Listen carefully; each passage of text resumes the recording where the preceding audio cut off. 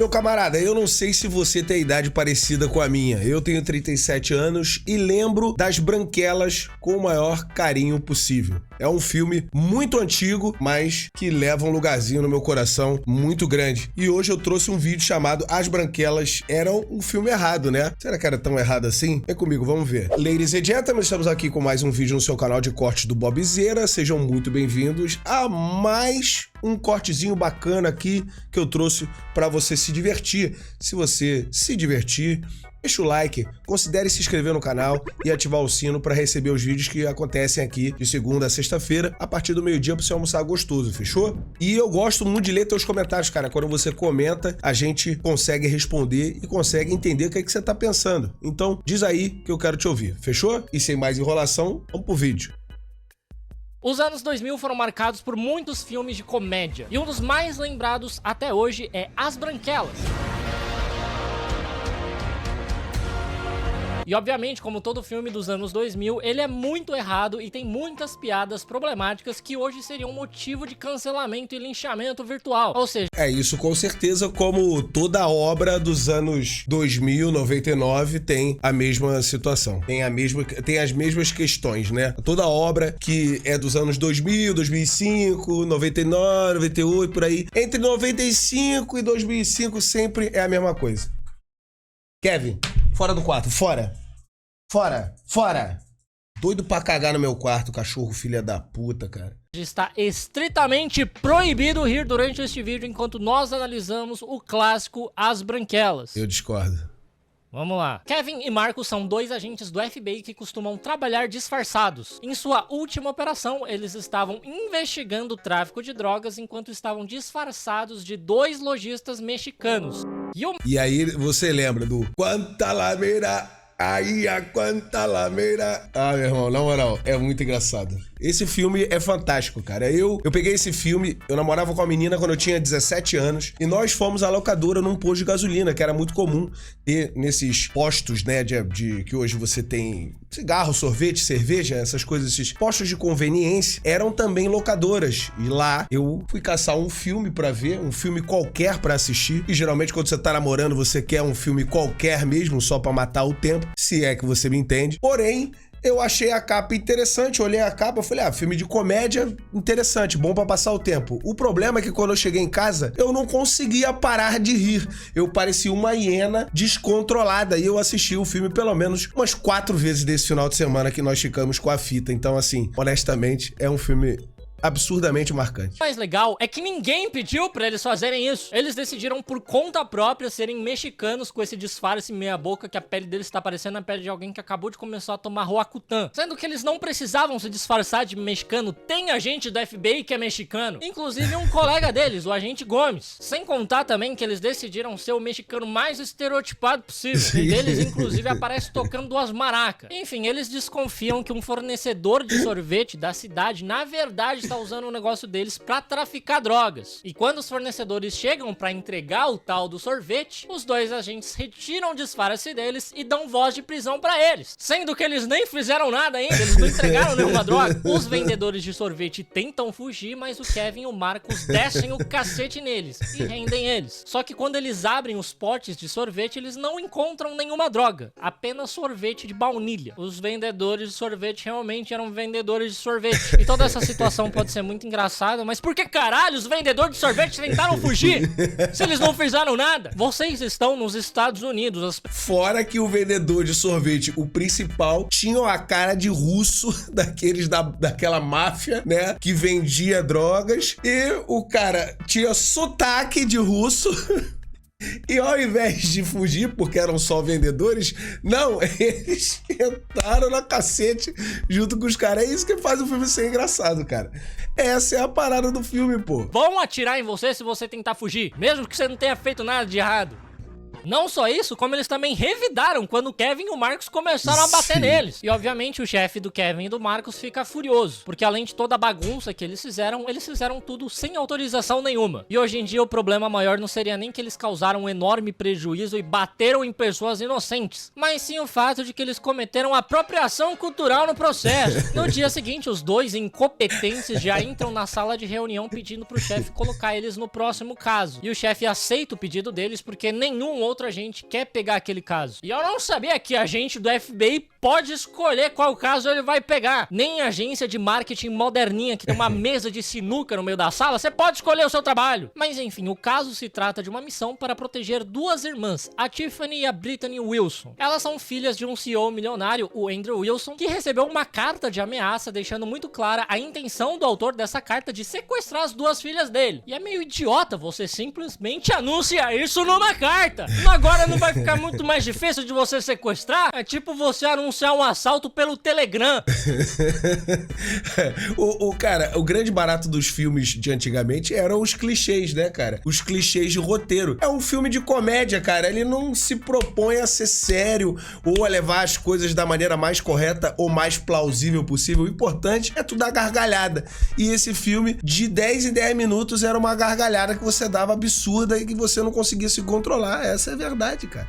Porque essas duas garotas são extremamente mimadas, folgadas e chatas. E restaram apenas o Kevin e o Marcos pra essa missão. Só que assim, elas realmente são tão chatas que corria o risco do sequestrador querer devolver elas. O Kevin e o Marcos vão buscar elas no aeroporto e enquanto eles esperam, eles dão uma lida nos arquivos do caso. E a inteligência do FBI acredita que o sequestrador, que ainda não sequestrou ninguém, é um homem chamado Ted Burton, que já foi sócio do Andrew Wilson no empreendimento que não deu certo. O Ted chegou a ser preso e perdeu toda a fortuna dele e desde que ele saiu da prisão, ele está desaparecido. E eu amo que eles realmente acham que um cara que acabou de sair da prisão vai correr o risco de voltar pra prisão anunciando um sequestro por carta. Tem que ser muito idiota. Bom, mas pelo menos a tarefa dos dois agentes é muito simples. Eles só precisam escoltar as duas garotas do aeroporto até o Hotel Hamptons, onde mais agentes do FBI estarão de vigília.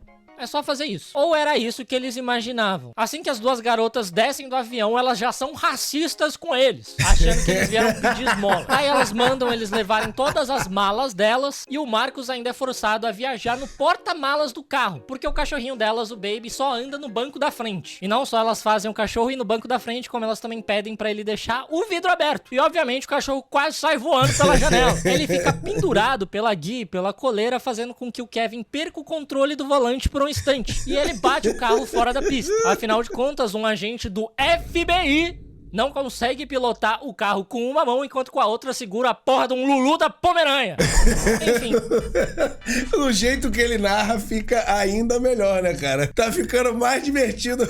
As cenas por si só já eram extremamente engraçadas. Do jeito que ele tá narrando, tá 3 vezes melhor. Eu tô adorando. Nisso, as irmãs Wilson acabam batendo a cara no carro, ficando com pequenos, minúsculos cortes no rosto. Mas isso já é o suficiente para elas fazerem o maior escândalo, dizendo que elas não vão aparecer no Hotel Hamptons daquela forma. Porque vai rolar umas festinhas de famoso lá e uma revista vai fazer a cobertura. Eles param em outro hotel e elas dizem que vão ligar pro chefe deles. Mas o Kevin implora para elas não fazerem isso. Ao invés disso, ele pede para elas não saírem daquele quarto de hotel no final de semana. Afinal, elas não iriam querer que ninguém visse a cara delas toda estragada desse jeito. E ao invés de contar pro chefe dele que as garotas não querem ir pro Hamptons, o Kevin mente dizendo que ele vai levar elas, mas ele só vai dar uma atrasadinha. E aí ele tem a brilhante ideia de chamar a equipe que faz os disfarces deles pra transformá-los nas irmãs Wilson. E assim, não fica nem um pouco parecido e eles ainda ficam com um olhar de tubarão da Groenlândia. E isso me leva a perguntar: se eles têm uma equipe tão boa à disposição deles, não era mais fácil eles só cobrirem os ferimentos das irmãs Wilson? Eram 2 risquinhos no rosto pra cobrir, ao invés de...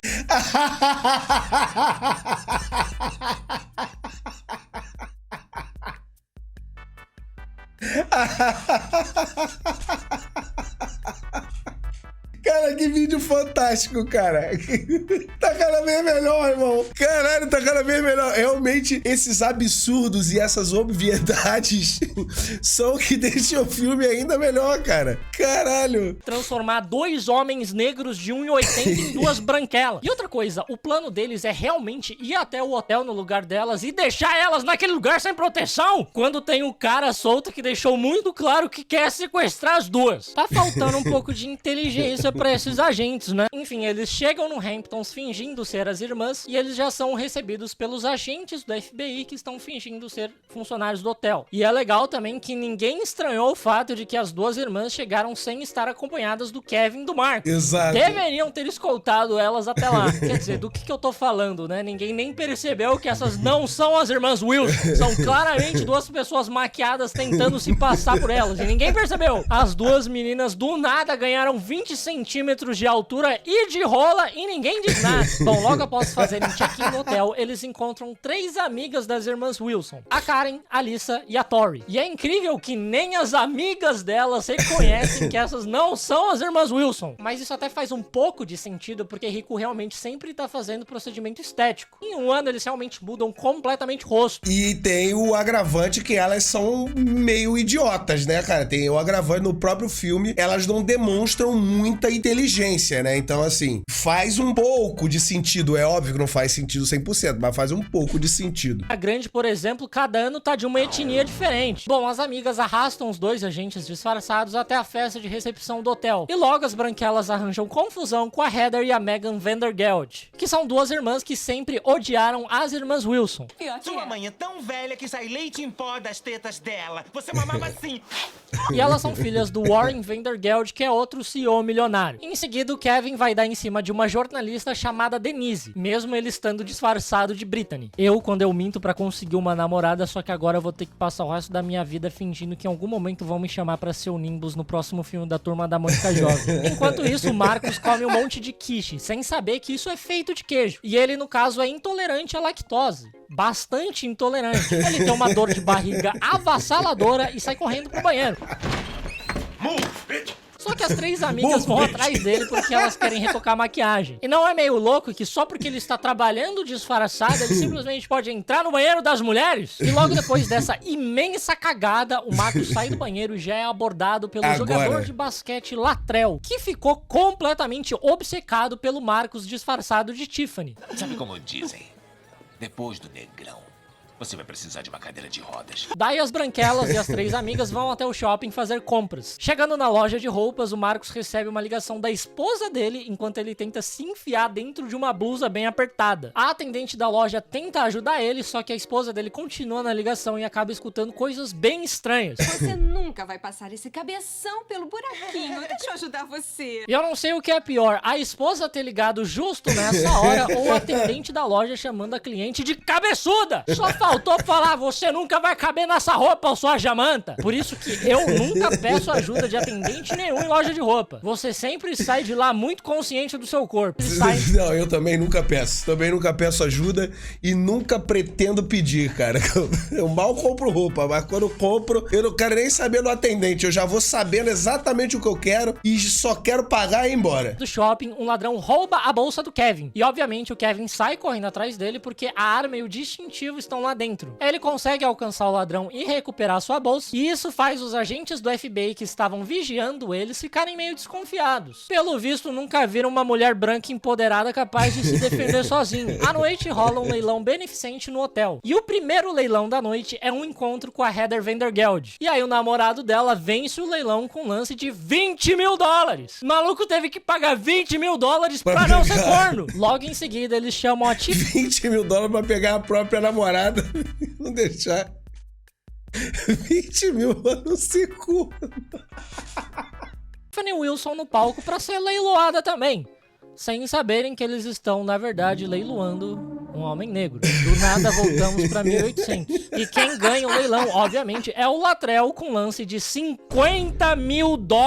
Sim, tudo isso pra um encontro só. E você aí com vergonha de emprestar o seu nome pra sua namorada de Manaus financiar uma moto e poder ir te ver. O Kevin e o Marcos voltam para os seus quartos e desmontam o seu disfarce. Só que as três amigas batem na porta do quarto deles porque elas querem fazer uma festa do pijama lá. E em poucos minutos os dois já montam o look completo de Tiffany e Brittany Wilson. O que seria simplesmente impossível, porque isso leva um dia inteiro. E ali eles trocaram a cor da pele deles mais rápido que aquele cara branco que tentou abusar do sistema de cotas pra passar num concurso público. No meio da festa de pijama entram uns caras de jaqueta preta que já chegam agarrando o Kevin. Mas ele consegue revidar e bota todo mundo pra mamar. Só que a Tori explica que eles na verdade eram strippers e fazia parte da brincadeira eles sequestrarem a Britney. É a pior brincadeira que eu já vi na minha vida. Meu pior pesadelo na vida é ter uma experiência minimamente parecida com 365 dias. No dia seguinte... Cara, isso, olha só, cara, o grande barato desse filme é que ele é simplesmente, em toda a sua trajetória, muito cadenciado em relação à comédia. Ele consegue ser engraçado em diversos momentos, do começo até o fim do filme. Eu já vi filmes de comédia em que o filme ou era muito engraçado no começo e no final ficava ruim, ou tinha uma cena engraçada aqui no começo, uma no meio e acabou, ou o filme ficava só engraçado do meio pro fim. A gente sempre teve uma incoerência muito grande e eu tenho uma dificuldade muito grande de ver filmes de comédia hoje em dia, porque tem muito filme de comédia hoje em dia péssimo. Realmente a safra de filmes de comédia piorou absurdos. As Branquelas é de uma época em que os filmes de comédia eram muito bons, cara. É uma época pós-American Pie ali, né? O American Pie. Acho que não era nem pós-American Pie, acho que foi mais ou menos, se eu não estiver muito enganado, mais ou menos ali por aqueles anos onde você tinha Todo Mundo em Pânico, você tinha American Pie, você tinha todas essas comédias besterol que eram fantásticas e você tinha também As Branquelas, que, tipo assim, pra mim, foi praticamente o encerramento de uma era dos filmes de verdade de comédia que eram bastante, como é que eu posso dizer, recheados de comédia de verdade, onde você não tinha tantas preocupações com determinadas questões, com algumas piadas, e além disso você tinha um filme extremamente balanceado, cadenciado, mas um filme que tinha do começo ao fim comédia, e é isso que fazia o filme ser tão fantástico, cara. Seguinte, eles vão pra praia e em certo momento o Kevin entra num vestiário, desmonta o look dele de Brittany, rouba as roupas do Latrell e vai até a jornalista Denise. Ele vai tentar flertar com essa mulher com todos os gêneros possíveis, uma hora ele acerta. Hoje em dia tem mais de 30 pra ele tentar, mas ele continua fingindo ser outra pessoa. Dessa vez ele finge ser o Latrell, porque ele fica sabendo que ela gosta de caras ricos. Ele chama ela pra sair e ela topa, achando que realmente ela tá saindo com um jogador famoso. Filha, se ele realmente fosse um jogador famoso, ele não estaria numa barraquinha de água de coco paquerando mulher. Daí o Kevin se arruma para o seu encontro com a Denise, enquanto o Marco se arruma para o seu encontro com o Latrell. O Kevin é aquele famoso amigo que ele quer ficar com uma menina, só que a menina só vai ficar com ele se você ficar com a amiga dela. E aí você vai ver e a amiga dela, na verdade, é o Terry Crews. Como se não bastasse, o Kevin ainda pega o carro do Latrell fingindo ser o valete. E ele pede pro Marcos avisar quando eles estiverem saindo do restaurante, porque além de tudo isso, ele vai usar a casa do Latrell pra ter o encontro dele. E isso tudo enquanto as verdadeiras irmãs Wilson estão lá no outro hotel sem proteção nenhuma. Homem gosta de fazer tudo sem proteção, pelo visto. Eu mesmo, por exemplo, ultimamente eu tô gostando muito de usar o meu celular sem capinha. Fica muito mais gostoso na mão. Chegando na casa do Latrell, ele dá de cara com a empregada dele e ele tem que expulsar ela de lá. Mas logo em seguida eles se deparam com um quadro enorme do Latrell semi-nu no meio da sala. E aí o Kevin inventa que aquele é o treinador dele e ele usa aquela foto dele pra se inspirar. Você tem uma foto enorme de outro cara na sua casa e é só pra você se inspirar, né? Essa é a desculpa mais esfarrapada que eu e o Jung Cristo já escutamos nas nossas vidas. E não para por aí, porque o Latrell ainda tem um Rottweiler que, obviamente, ataca o Kevin. Mas depois de muita luta, ele consegue prender o cachorro num quarto. Eu não tenho a mínima ideia de como ele consegue vencer um Rottweiler na porrada, enquanto ele tem dificuldade de impedir de um Lulu da Pomerânia de sair voando pela janela do carro. Daí a Denise conta pro Kevin que ela estava investigando o Ted Burton, que é aquele principal suspeito de querer sequestrar das irmãs Wilson. E ela descobriu que ele não perdeu toda a fortuna dele. Ele conseguiu esconder todo o dinheiro dele num paraíso fiscal. E quem tentou passar a perna no Ted foi o Warren Vandergeld, o pai da Megan e da Heather Vandergeld, aquelas duas chatas do hotel. E de alguma forma, o FBI não sabia disso, mas uma jornalista aleatória sabia. É a Showcase salvando vidas. Então, o Ted, que era o principal suspeito de querer sequestrar as irmãs, na verdade não tem muito motivo pra fazer isso. Cara, eu não conhecia o seu canal. Mas, cara, você tem uma incrível habilidade de deixar aquilo que já era engraçado ainda mais engraçado. Porque essa ênfase que você tá dando nas 385 milhões de incoerências que tem o filme As Branquelas são, obviamente, o que fazem o filme caminhar de um jeito mais tranquilo, porque comédia é aquilo, só tá ali pra te fazer rir, não tá pra te fazer refletir e nem entender uma história muito coerente, mas do jeito que você tá fazendo, irmão, olha, eu tenho que dar o braço a torcer, tá deixando 5 vezes melhor o filme, cara. Enquanto isso, Marcos passa por maus bocados no encontro dele com Latrell. Ele tenta fazer de tudo pra desagradar o homem, mas parece que todo o tiro dele sai pela culatra. Ele rói as unhas do pé no meio do restaurante, come igual um porco, solta bastante pum, mas nada disso parece afetar o Latrell. Pelo contrário, o Latrell só se sente mais confortável ainda e começa a peitar. Desculpa. Tá de volta. E eu amo os filmes dos anos 2000 por conta disso. Eram tempos mais simples que você podia simplesmente só colocar um barulho de pum e todo mundo se mijava de rir. Hoje em dia eu não posso simplesmente...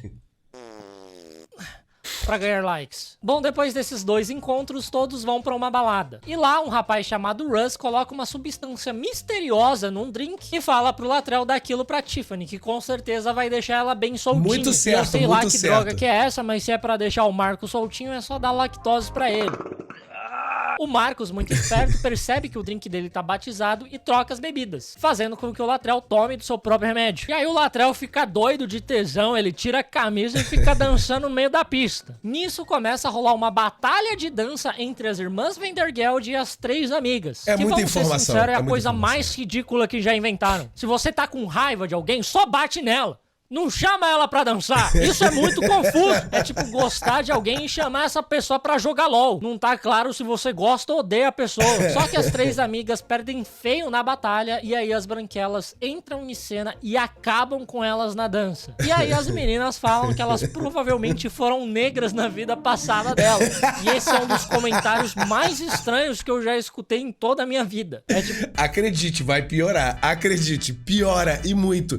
E eu tenho certeza que tenha uma cena que é lá no final do filme que ele vai citar. Essa cena é muito pior. Pode ficar tranquilo. Falar pra uma pessoa que come muito miojo que ele deve ter sido japonês na vida passada. Ou falar pra alguém que não presta que ele deve ter sido estudante de psicologia na vida passada. A Karen começa a dar PT no banheiro e ela acaba contando que os Vandergeld estão falindo. Inclusive, o pai da Karen teve que emprestar dinheiro pro Warren Vandergeld pra ele não perder a casa. E aí o Kevin já fica desconfiado que, na verdade, é o Warren que está planejando o sequestro das irmãs Wilson. Quando eles saem do banheiro, eles encontram o Russ dando um beijo de língua no Baby, o cachorrinho. Zoofilia era a última coisa que faltava pra completar essa cartela do bingo, das coisas que ferem o código de ética da ONU. E no dia seguinte, o Latrell acorda na cama junto com o Russ. Sim, eles praticaram o ato do amor, tanto que o Russ acaba precisando realmente de uma cadeira de rodas. Eu não sei se esse cara realmente ele tá praticando o amor ou só dando uma joelhada nas costas das pessoas. As verdadeiras irmãs Wilson descobrem que elas apareceram no jornal, porque na noite passada as irmãs Wilson falsas arrasaram ali na balada, na dança.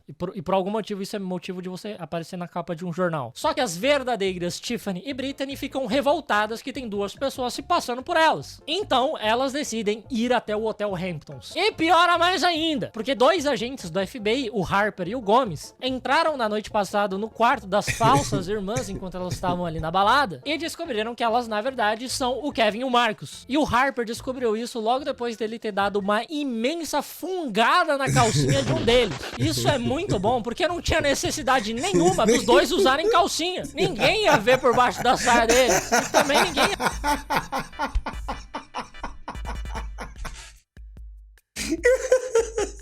Eu pensei a mesma coisa. Eu falei, tipo, por que os caras usam calcinha? Ninguém vai baixar as calças.